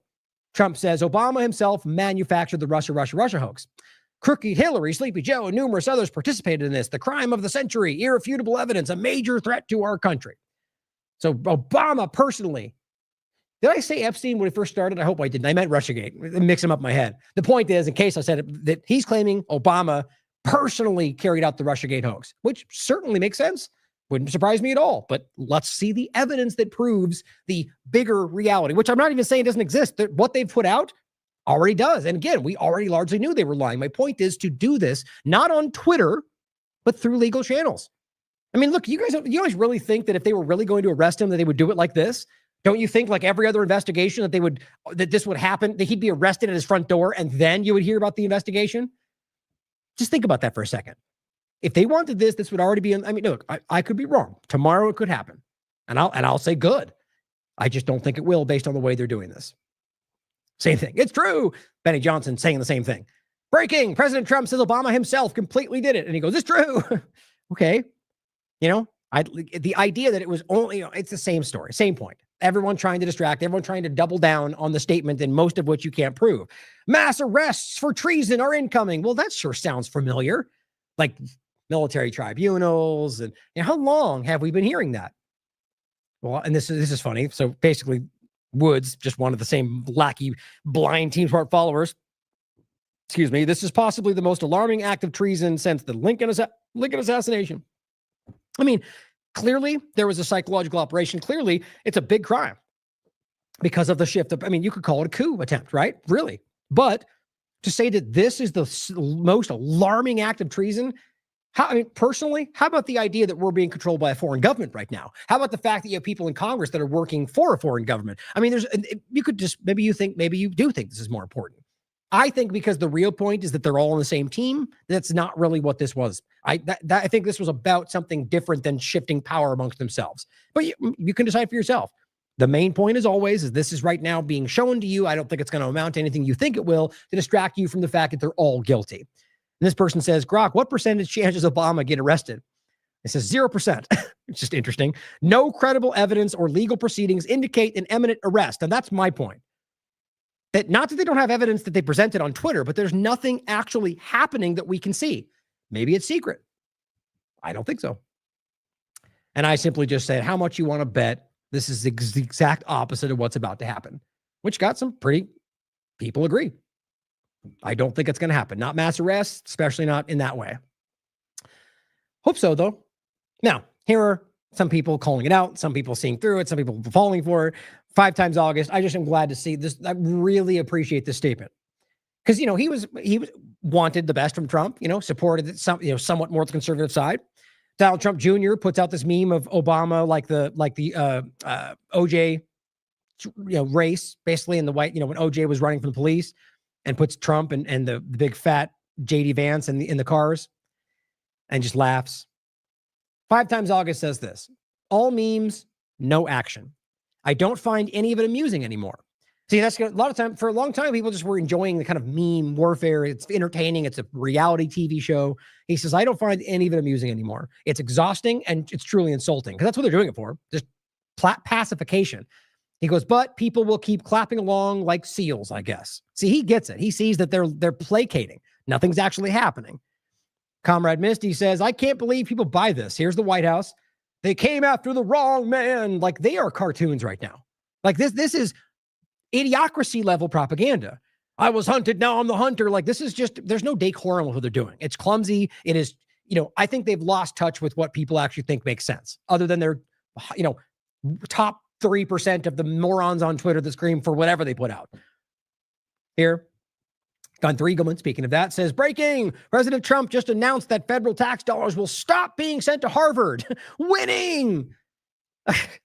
What a desperate effort. So, yay, Trump is using governmental power to basically suppress speech, because that's what it's about, in regard to Israel, because that's what it's about. I'm not supporting Harvard, especially for 100 reasons I could point out, but just to argue that that is even what we pretend is aligned with American values, but secondarily that that's winning. He stopped some money going to a college. Woohoo! Here's, no Epstein files, mRNA shots, CRISPR fake pig meat, MMR, more spending, bigger government, but yay! Cane sugar. It's like these people are a joke right now. Here, Alex Jones says, Trump is taking the gloves off. Big stuff is about to go down. And plays a video that Trump posted about Hillary Clinton. You can watch it. I don't think anyone's confused about how Hillary Clinton is a monster. Clinton body list. We've talked about all this stuff. She should be in prison like the rest of them. But the idea is just look at Clinton. Stop, because they know that's a buzz word. It's a buzz topic. Clinton, the pedophiles, whatever, all of which you should investigate, care about. They matter. This is just a distraction. And that's taking the gloves off, Alex Jones says. Oh, yeah? Well, here's an interesting statement that Trump just made. Destiny Resendez. You might not be surprised about this if you're paying attention. I called Hillary Clinton. I said, you know what? Let's not go too far here. It's the ex-wife of a president, and I thought it was sort of terrible. And I let her off the hook, and I'm very happy I did. Oh, well, that's too bad. I guess Jones doesn't have the talking points. Or it's about covering up for them no matter what. The point is, if taking the gloves off is showing a clip of Hillary Clinton's, crimes, and yet here he is making it clear that that's not isn't Clinton the chief element of the Obama circle? It's just none of this makes any sense. And if you're honest with yourself, you already get where this is going. Here, Mario Nawfal comes out and says, MLK files, CIA monitored JFK assassination film accusing U.S. agency of conspiracy. I haven't got a chance to dive through this in depth, but my point was the same from the beginning. First of all, on the Martin Luther King, the evidence is proven from the Pepper, what's his first name? James Corbett has done good work on this for a long time. I forget his name, Pepper something. The point is that the civil trial against the U.S. government already proved that they were involved with his assassination. It was civil, so there was no criminal trial. Nobody went to jail, but there was money exchanged, and it was already proven. It's obvious what happened. The government was involved with killing him, guys. That's already on the surface. So this is about just trying to bomb you with things to keep you distracted. The JFK dynamic did not change. It's the same point. They're still trying to distract from the obvious in the conversation. I don't honestly think, and I'm only caveat is unless there's something I missed, I have already been looking through this, that I don't think this is changing the story.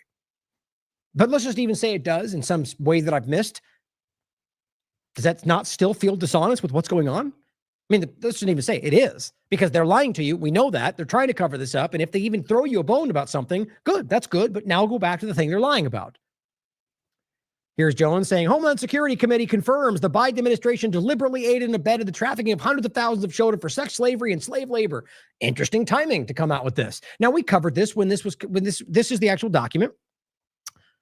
July 17, 2025. Now, this has already been discussed. We already talked about this in the overlap of what was it called again? The dynamic of Biden and the immigration point. There was all these children that were you could say trafficked in the context of this country, but moved around. And there was many phone calls that were exchanged about what was going on. They were ignored with all the issues that were happening to them. There's a whole big thing here. Let's be clear. The U.S. government in many ways has tapped into this, whether it's through CPS elements or foster care, or a lot darker things we've talked about in foreign policy. So in no way am I trying to suggest that Biden or anybody else is not potentially involved with this kind of thing. The point is that this is an obvious kind of, if you watch this and read through it for yourself, it's not, the way he's stating it is not as absolute as they try to make it sound, even though these people should all be in prison as far as I'm concerned. And it's obvious there's all sorts of things happening here. But think about the timing of this. Well, Donald Trump is in the crosshairs for being involved with a trafficking thing, or at the very least, hiding it from everybody. And Every day you've got a new look over there, look over there. This is the side. How about the fact that they're all guilty? I just think it's frustrating that this is what's happening, as it's so desperate about trying to get you to look anywhere other than the immediate issue that's in front of you. Here. Oh, and this is the one about Russia. I just thought this was interesting. I saw this. This was yesterday. And it's the same thing every time. This is this exact thing that Jones actually just used the last time. We talked about it to hype up that we were already in World War III. Remember that? Where all it was somebody in Russia saying, well, that option's on the table, which it always is. So every time somebody asked them about what's going on and what are your possible options, well, one of those would be nukes. That's always on the table. That gets blown out by people like them. They go, they threatened to nuke the U.S., which spins out into some 3-day talk about how World War III is happening already, which he does every other Thursday. The thing here is that this is happening constantly because all it is a question. And yet again, and if you listen to the video, they make it sound like we're on the cusp of World War III and Russia is going to bomb the country. No, all they said was that that's an option. And they weren't even talking about nukes. They're simply talking about missiles at this point. And are we actually going to pretend that right now them using missiles against people that are attacking them is not already on the table? It's just so wild how easy it is to play some people, or rather they just don't want to see it. Here, Mike Eagleman says, Pam Bondi has an opportunity to become the greatest attorney general in American history. Don't blow it. I just said these people are truly delusional or just desperate. Maybe a little bit of both. That is just insane to me. No one outside of people trying to shill for them actually think that right now because it's not going their way. And again, we saw something like this. We just played that one about the eagle. I mean, it's something about this just is like the diminishing of this country. It's like, it's just lowbrow. It is lowest common denominator. It's idiocracy level. I think I did grab it. Let me play it for you. It's just sad. What was this one? Oh, that's next. Let's see. Yeah, here it is.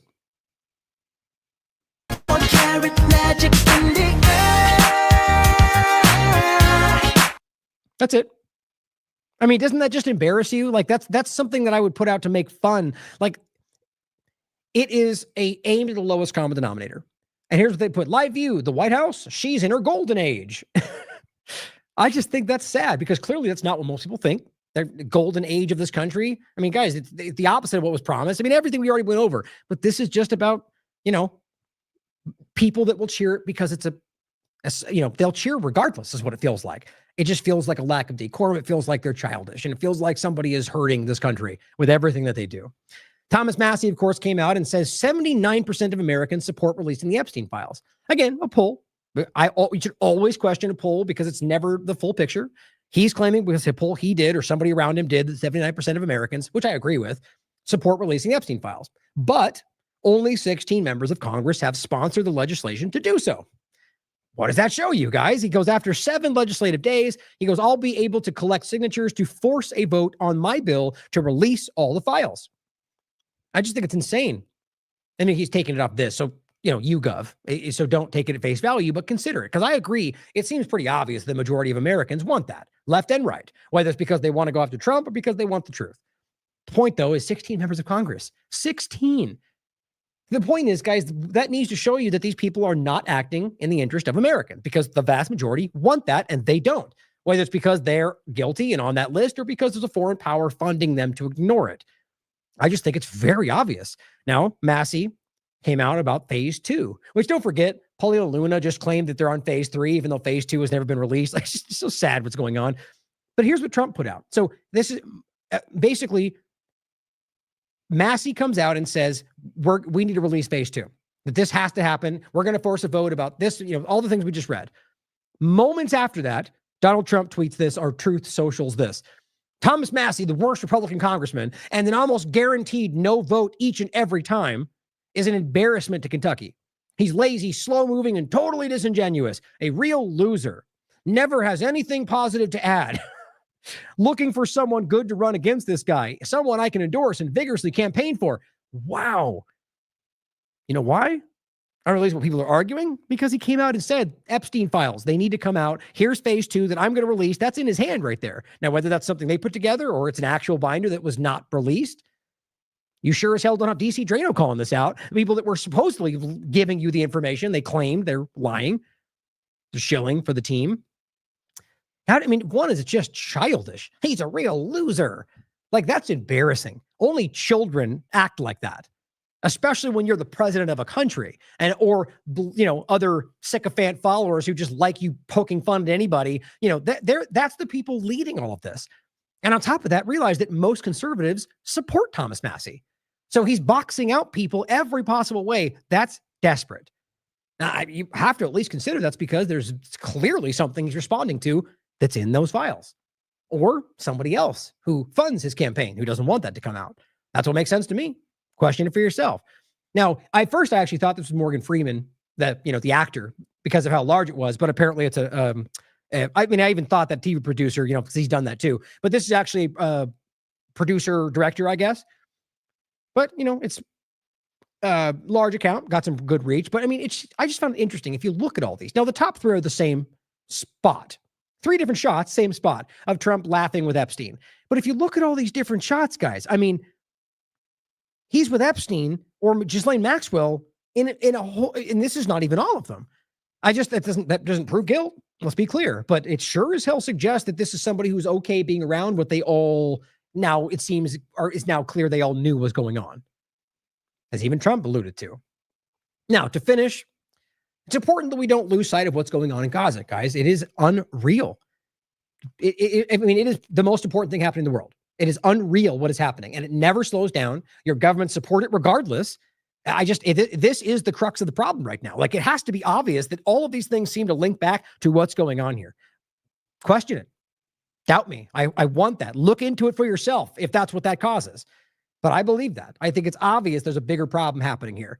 So, at 3:45, I'll be on with Matt Weinglass, so make sure you check that out. I don't think the link has been put out there, but I'll try and reshare it for you guys. But I'll be done, within the next 45 minutes, probably less than that with this part. And I'll say it again if we get done. But so starting with this, breaking the silence. Today in the Israeli Knesset, this is the sign in front of you. Here's what it read. Meeting of the lobby for the renewal of Jewish settlement in the Gaza Strip. The thing they've been planning, had names for the settlements before October 7th, to be clear. Yet they lied and said, that's not what we want. We just want to help the Palestinians. But here's the list of places we're going to seize from them, regardless of how this goes. They've been lying to you, and it takes a special stupid to not be able to see that by now. Topic, the Gaza Riviera, the thing Trump coined, from vision to reality. It says it's not just rhetoric. They mean business. We have to stop the ethnic cleansing. It's right. They feel like they have impunity if they're willing to be this public about what they otherwise claim is not the reality. They being simply the Israeli government. Now, here is a post that Donald Trump put out that Derek shared. And this is Kathleen saying, we were told this is what to expect. Donald Trump posted a video on Truth Social depicting the remaking of the destruction of Gaza into some condo resort for Trump and his Zionist allies. It also has an AI depiction of him and Netanyahu sunbathing on the beach. What it also has? There's Elon Musk. It also has a very weird shot of women in beards on the beach. I just think that's interesting. He doesn't seem to care about that. There's so many weird little things in all this. The point is, all of them have been telling you this is where it's going. If you're just going to be, it's time to be honest with yourselves. Eye on Palestine says urgent humanitarian appeal. Mohammed Zakaria al-Matawik, a child suffering from severe malnutrition, muscle weakness, and brain complications due to a lack of food and unavailable treatment. His weight has dropped to just 6 kilograms. His condition is worsening, and his medications are not available in the hospitals or pharmacies. If you wanted to reach out, there's a contact number. But these children are suffering every single day right now. They're starving in front of our eyes. And this is not, they might have claimed in the beginning that this was overblown. There's only 1 or 2. Right now, it's every day. There's numbers coming out every day of children, 10, 20, dying every single day right now. And that's only growing exponentially because they're starving to death. We've been telling you that the IPC told you that there's a famine risk a year ago, guys. Every day, these people are suffering every single day because the Israeli government has actively they're now lying about even UNRWA. UNRWA has like 700 trucks just waiting to go in, probably all rotten at this point, that Israel is claiming they're not going in. Israel's been holding them back and restricting access from the start of this. And they're just lying about it, which shows you yet again, they're willing to not just do it, but to lie to maintain the slow starvation of children. That's who your governments are working with. That's who your governments are supporting. That's who your governments are funding and arming to the teeth. child Rafa al-Balawi is collapsing due to famine in Gaza. I'm sorry you have to look at this, guys, but it's the reality of what's happening. And it is important that we not hide from this. She's lost 80% of her body weight, dropping from 25 kilograms to just 5 kilograms. It's 11 pounds due to severe malnutrition. She went from 55 to 11 pounds. Rahaf is one of hundreds of children facing slow death under the Israeli siege with no access to food or medical care. This is what's happening, guys. There's no hiding from it. Zionists don't care. They're out there screaming to you that this is acceptable. I'll show you a tweet from Randy Fine. Bombs away, he'll say. He does not care.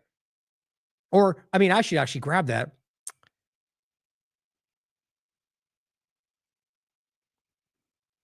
I really hope I still have that, because that clip was absolutely shocking. Shoot. Daniela Weiss speaking with Piers Morgan. I bet you I could find that. There it is. I want to include this right now. Maybe I won't play it this moment, but I'm going to include it in this conversation because it just shows you the kind of mental, like deficiency we're dealing with here. Like these are sociopaths. They do not care about people suffering. And that's self-evident, guys. So here is another example. A displaced, starving Palestinian woman, grown woman, haven't eaten in 5 days, she says. I just want food. I walk a little and feel dizzy. My stomach is empty. George Galloway says, any reaction? Anywhere? Anyone? Saul Sanaforth posts this discussion from Al Jazeera. There is no case since World War II of starvation that has been so minutely designed and controlled. A famine expert, Alex DeWall, on Israel deliberately starving an entire civilian population. Here's Pastor Greg Locke, the guy that Alex Jones platformed and allowed him to make cases about how Gazan people are lying about starving to death. This is not a man of God. Period. I don't care what you have been convinced is happening. I don't care if you think that they're all lying about starving. The amount of children who have been killed, if you think that's okay, if you're willing to gaslight us into thinking that that's acceptable, you're not a man of God. You're not a man of the God that I believe in at the very least. He says, you know who's actually hungry in Gaza? The hostages they refuse to release. Also uninformed, it seems, seeing as how, since from Blinken to the current administration, they've had 17 examples of opportunities to release the hostages. The last one, all they had to do was take the last step into phase 2, and every single one of them would have been released. Israel denied that. They denied the last one. I mean, it's every single time. Makes me sick that these people act like they're righteous when they're supporting a genocide and the slow starvation of innocent children. Dave DeCamp says, this is one of the people who died of starvation today. This is today, 22nd. A 6-week-old Yusuf al-Safadi was his name. This is who Randy Fine is telling us to starve away. This dead child, I'm sorry to say, 6 weeks old, died of starvation. Here's what Randy Fine had to say.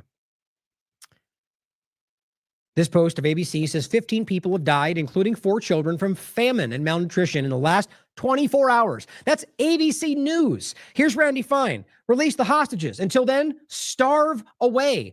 My God, these are monsters. I mean, this is somebody who Trump has endorsed more than once. You realize that even if you agree that it's because the hostages is all happening, that means you are okay with starving children in order to get them to release. That is a crime. A textbook example of collective punishment. Randy Fine is a Zionist monster. He is absolutely one of the worst people in Congress. He's at Laura Loomer level, guys. Disgusting, vile, and actively shows you that every day. Now, when I said he says bombs away, he's done that. It shows the images of dead children in the rubble, and he goes, bombs away. Release the hostages again. You realize he knows this. I mean, let's be clear. He's probably not the brightest bulb in the room. The point is that I argue he knows that these people have been lied to, that they could have been released, or that Israel's own government has said probably 6 different times the hostages are secondary. In case you're new to the show, here's just one example. CBC News spoke to them, the Israeli government, over a year ago, and they said Defeating Hamas is priority. Everything else is secondary. I have a clip of them, to Netanyahu, and I think it was Gavir, saying that. And yet you're going to release the hostages. Well, they've been bombing where they are. They know all of this, guys. And every hostages that have come back have told you they were fed, they were kept safe, and in many cases, they used their own bodies to protect them from IDF bombs or the Hannibal Directive that's killed them more than anything else. Randy Fine is a monster. That's the child he doesn't care about.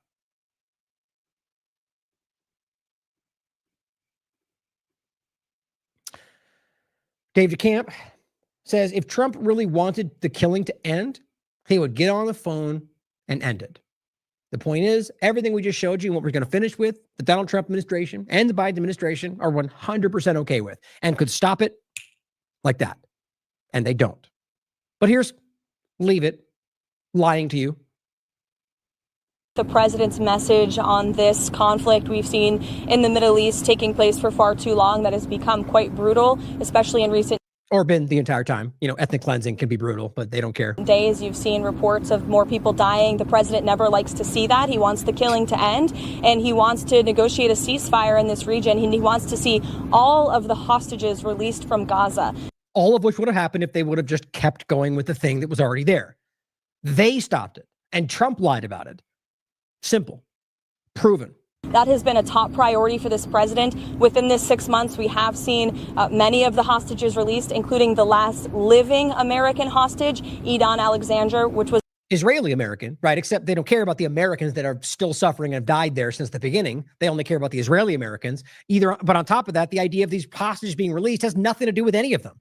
The only reason this ever happened is because they've gotten some momentary deal when in reality Israel's violated every single time. The ones they did release, the ones she's referencing, are the phase one where they abused the situation to get them to be released and then broke the deal in the second phase. Like we told you from day one, literally day one. Why? Because their own government told you they would. And not the mainstream media, not the mainstream alternative media were honest enough to simply point to and show you them saying that. We will break it on phase two. And all the rest of them, Leave It included, said, we're going to bring the hostages back and we'll end the whole thing. But now Hamas broke the deal. Well, weird how they've been telling you they were going to break it the whole time, but now it's Hamas's fault. They're children, and they think you're children. As a result of this administration's diplomatic efforts and approach to ending this conflict. And again, this is another conflict that the president inherited from the previous administration who was... Oh my God. So now we're going to pretend this is Biden's war? Yeah, they're all involved in the genocide. Are we going to pretend this all started on October 7th? Like, they think you're this stupid, guys. So weak and incompetent, it led to so much chaos and death around the world, but this president is focused on solving it. Right. So that, of course, that's your big ending. Democrat bad. So support what I say. That seems to only work on the dumbest people in the room. There's a lot of them, though. Let's not forget that. And if he wanted to do that, he could do it like that. Simple. So that's not true. He doesn't want to stop it, or he's not able to. Here is a doctor we played before, Tanya Haj Hassan, and this is next to her Graham Groom pleading to stop the mass extermination. It's hard to watch. 13. This is Ahmed. Ahmed's 13. I went to visit Ahmed after he was operated on. I went very near his ear because he kept repeating something, and he said, I have a feeling my entire family's dead. Everybody I love has gone to heaven. I wish I had died too. That is not a unique phenomenon. A single wounded child with no surviving family. Entire families have been removed from the civil registry in Gaza. If this isn't mass extermination, I don't know what is. And so we're here today just genuinely to plead with you to do something, not just condemnation.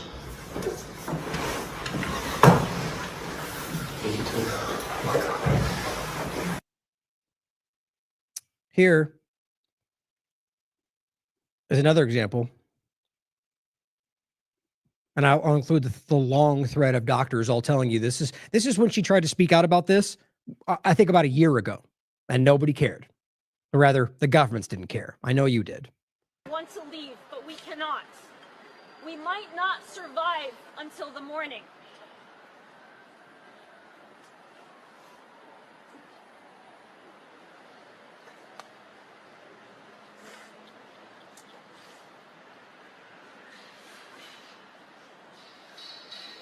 Imagine just having to suffer through that, to watch these children shot in the head, to watch the children killed in front of you, starved to death, doctors raped and tortured and killed, and then having nobody care about it.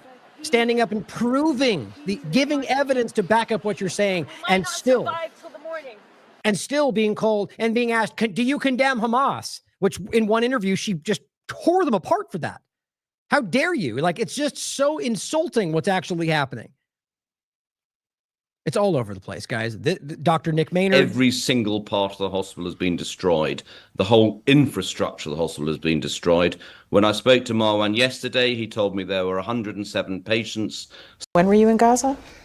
End of April for the first couple of weeks. And then there's sniper bullets. I have children that were shot twice. Wait, well, both of those videos we've shown many times where doctors are telling you they watch children get killed. They're not, there's no human shields every single day. Now, here is one of these an Israeli propagandist in the government who has been caught lying to you in very, very embarrassing ways many times. I have one example today. I'll show you. So here she is trotted back out on Channel 4 News to say most doctors in Gaza are involved in terrorist activities. Right. You wonder why? Seeing as how in here, I think, here, I'll grab right here for you. I opened it on the wrong window. And I retweet this every time. Of course, it always has a warning on it because they don't want people to see it, even though it's blurred out. There is no graphic in there. The point is, all of these doctors and all the ones I played sent that I haven't added are all telling you the same thing. All of them. And that's why she's telling you, no, they're terrorists. Because that's the only thing they can do. Oh, they're terrorists. People that don't like what we're doing, that we kill children, they're all terrorists. You have evidence for that? No, but we'll call them terrorists anyway, and half the world will go along with it because we'll call them racist if they don't. It's insane. Most doctors in Gaza are terrorist activities, or were involved in. Okay, well, here's where she was caught lying very embarrassingly about how there's no churches in Gaza. If a ceasefire means the return of the hostages and the dismantlement of a genocidal regime that has stated that they're going to attack us again, then everybody would be in favor of a ceasefire. But if a ceasefire means that we're just going to keep them quiet for a bit until they attack again, then it's Israel's obligation to defend its citizens. Well, isn't that interesting? So by that same reverse logic, then why would Hamas make a deal with them if all you're going to do is make the deal and wait for Israel to attack again? Isn't that the same reverse logic? But you see, their broken logic only seems to apply in their benefit when they wanted to, periodically. And destroy that threat, don't you think? Why is it necessary, is reported, to start shooting, having snipers outside a church? Mm-hmm. I saw the reports this morning. Obviously, there's snipers everywhere that we've proven to this point. Now, right in front of you in the middle of bread lines, but she tries to dispute the church. The church, there are no churches in Gaza, so I'm not quite sure where the report is talking about. There's a Catholic church in. There's plenty of them. At least there was before the bombings. There isn't there. That is. Yeah, unfortunately, there are no Christians because they were driven out. Oh, okay. So time out. So there's no churches. Yeah, but there are. Oh, but there's no Christians. Okay. Well, you just lied and just jumped to the next lie. This is what I'm always saying about Israeli propaganda, that I don't know why they think they can get away with it. I guess they have for 76 plus years. She thought she could just lie and that nobody would push back. But he goes, but there's a Catholic, here's a church. Oh, but there's no Christians. Okay, let's keep going. Respectfully, there are Christians, because I spoke to an MP yesterday who has family members in the church who are Christians. Yep. Well, I don't know what happened. I don't know who was attacked. Oh, but anyway, let's move on because I look stupid. It's insane. Every day, from there is a list to lying about a rape manual to lying about a CD-ROM that you claim is some kind of a book cover. I mean, it's absolutely childishly cartoonish. And we've seen this from the very beginning, and yet somehow they still see, this is where it comes that moment. If with all of that, they still are able to influence your government to complete silence and blind support, how does that not show you something else is going on? I just find that to be constantly in your face. Well, here's the Lemkin Institute. And as he writes, the Lemkin Institute for Genocide Prevention, named after Raphael Lemkin, a Holocaust survivor who coined the term genocide. He says it plainly. Quote, no more discussions, meetings, reports, sessions, summits. Get food and water to Gaza now. If you have the power, you must use it. Now, they've already claimed this is a genocide, right? As Netanyahu tried to use Limken's name in the beginning, and then they came out and said genocide, and so now they don't talk about it. The point is that this Holocaust survivor, the original Raphael Limken, is the one behind the Limken Institute, and they're telling us genocide. On top of that, they're saying you need to feed these people. You're starving to death. We also have a genocide expert who spoke up and said that's what this is. It's obvious. Here, Alan Mizrahi saying people don't get it. Now, you can disagree with his opinion on where it's going, but I agree that there's something rapidly shifting. He says people don't get it yet, but Israel is already over. As I said a year ago, he said, already, it will never be stable or manageable. It is only going to implode or explode violently. Now, the point is, here's a clip in Israel. It looks like a movie theater. All it says is documentation, from Cinema City, Jerusalem. Youths rioted in the popcorn area, threw objects at workers while shouting, can you guess? Death to Arabs. No arrests were made. Can you imagine that? No arrest after this.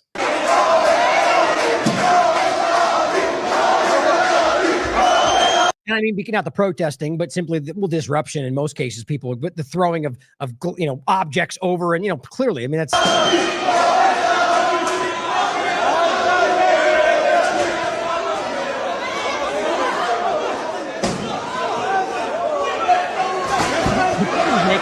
Just a breakdown of society, guys. And you're chanting death to Arabs? Can you imagine if they were chanting death to Jews anywhere? It's like, clearly this is a central thing. This is a problem within their society that they don't ever want you to acknowledge. But I agree with them in the sense that we are seeing a massive shift here. Whether that means the end of Israel, I find it hard to believe whether that's the case. They'll ever let that actually happen, even from a U.S. Western global dynamic, because it's important they've lied to you your entire life. But I still think he's right that they were watching a breakdown in general. But here's Naftali Bennett, Haftanya Naftali, saying Germany's capital, Berlin, is pushing a law requiring new immigrants to recognize Israel's right to exist before getting citizenship. Sure, sounds familiar, doesn't it? In the German state of Brandenburg, recognition of Israel's right to exist has become a condition for naturalization. Yeah, not even Germany's right to exist, but just acknowledgement that Israel has a right to exist is the only way you can become a German citizen. You want to make sense of that without the obvious? Or how about you want to go in and be like, I want to be a German citizen, but I don't think the U.S. has a right to exist. Come on in, happy. But if you don't think Israel has a right to exist, you can't be here. I mean, there's just no misunderstanding this, guys. This is a powerful move to fight anti-Semitism, he writes. Is that what it is? Hate for the Jewish state has no place in Europe. Well, we're talking about Zionism. We're talking about the idea of a state, not Jewish people, despite your constant lie about that. The problem, even if you do pretend that it's the state of the Jews, which is not even what Jews around the world believe, the point is that it's a state. It is a government that's acting, and you have a right to think that they're acting illegally. The point is that this is what's happening in the United States. This is what Donald Trump and his administration and Biden and his administration are doing, forcing you into this position. And now already arguing that people will be revoked, having citizenship revoked, even U.S. citizens, if they think this way. What, that the state's committing genocide? Yes, that they'll frame as anti-Semitism. That is what's happening. And I'll include this, by the way, for the podcast, the long thread of doctors telling you that they're committing genocide and seeing them kill children.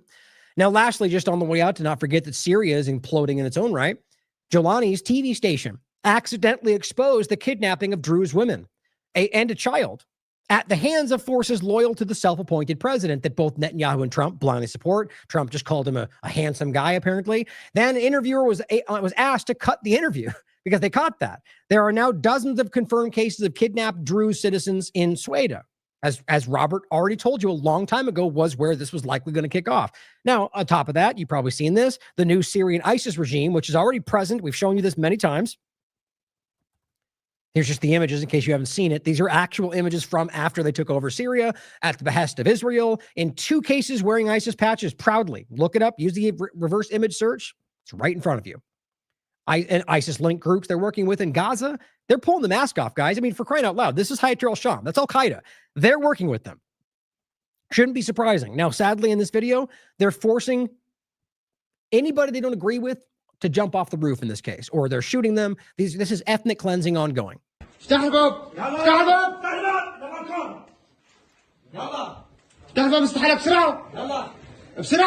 These are the people that Netanyahu and Donald Trump support, and the UK supports.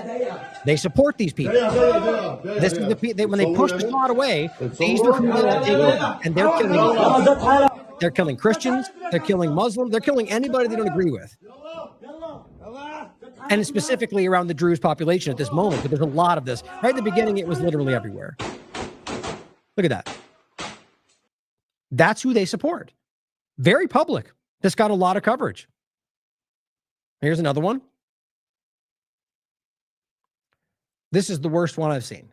I mean, there's no error, and this is very clear. This person says, who are you? I'm Syrian. What do you mean Syrian? Are you Muslim or are you Druze? Sure kind of sounds familiar to something I'll reference in a second. Sadly, he kills them because he gives the wrong answer. This is ethnic cleansing. I mean, this is, genocide does not always have to mean a lot of numbers too, but that's something that experts can decide on whether it meets the metrics. The point is, if you're executing people based on ethnicity and doing it on a mass scale, that's genocide to me. He says, I'm Druze.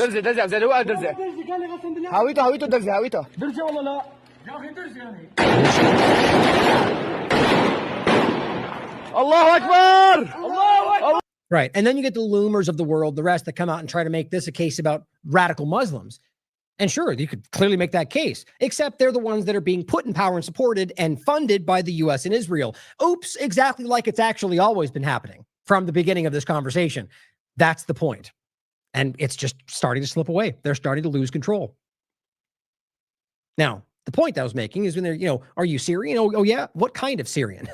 We just had that kind of a sentiment pushed into American minds. And I think you remember about, the Civil War point. Sir, okay. I'm just saying. Just what? Well, you're American, okay?